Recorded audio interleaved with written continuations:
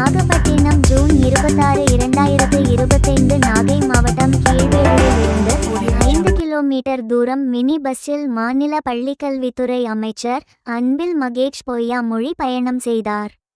பஸ்ஸில் பயணம் செய்த பயணிகளை வணக்கம் செலுத்தி வரவேற்றார்.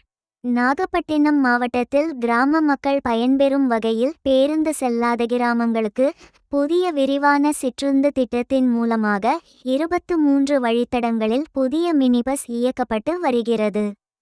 இந்த நிலையில் மாநில பள்ளிக்கல்வித்துறை அமைச்சர் அன்பில் மகேஷ் பொய்யாமொழி சிற்றுந்து சேவைகளை கள ஆய்வு செய்தார்.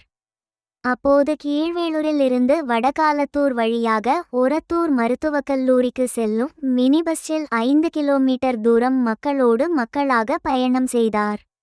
அப்போது பஸ்ஸில் ஏறிய பயணிகளுக்கு இடையூறாக கட்சிக்காரர்கள் நின்றிருந்ததால் அமைச்சர் அவர்களை தள்ளி நிற்கவும் அறிவுறுத்தினார்கள்.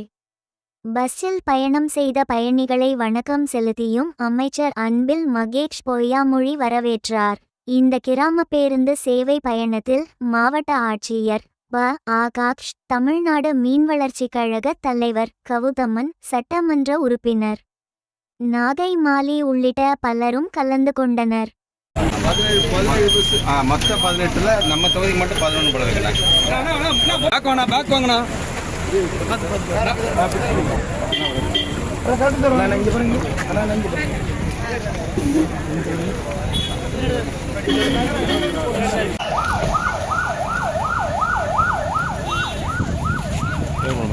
தேவர் பார்க்கலாம்.